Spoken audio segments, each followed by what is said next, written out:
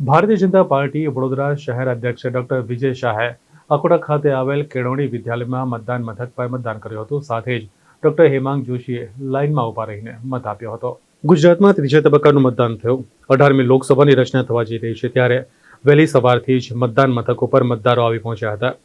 મતદારોમાં પણ અનેરો ઉત્સાહ જોવા મળી રહ્યો હતો। હીટવેવની આગાહી વચ્ચે વહેલી સવારથી જ મતદાન મથકો ધમધમતા થયા હતા।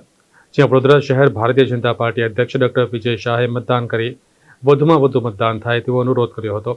સક્ષમ માણસ હોય એને જ વોટ આપવો જોઈએ, કારણ કે લોકશાહીમાં ઘણું બધું કામ કરવાનું હોય છે।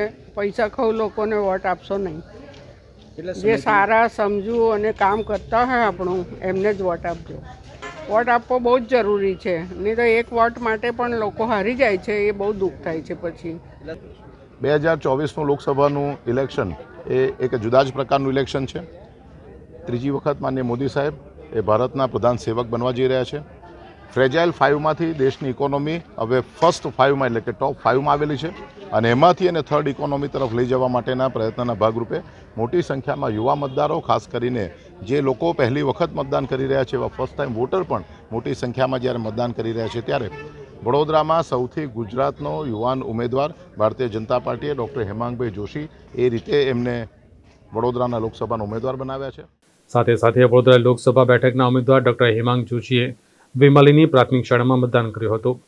આ મતદાન કેન્દ્ર વાઘોડિયા વિધાનસભા હેઠળ આવતું હોવાથી તેમણે વાઘોડિયાની પેટા ચૂંટણી માટે પણ મતદાન કર્યું હતું। ત્યારે તંત્ર દ્વારા પણ મતદાન મથકો પર મતદારોને કોઈ પણ પ્રકારની અવ્યવસ્થા, અસુવિધાઓ ઊભી ન થાય તેને ધ્યાનમાં રાખીને અનેક પ્રકારની વ્યવસ્થાઓ કરવામાં આવી હતી, જેવી કે મતદાન મથકોની બહાર મંડપની વ્યવસ્થા કરી હતી।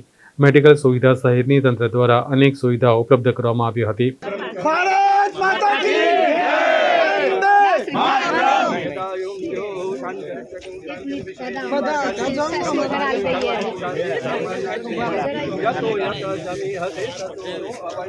જય!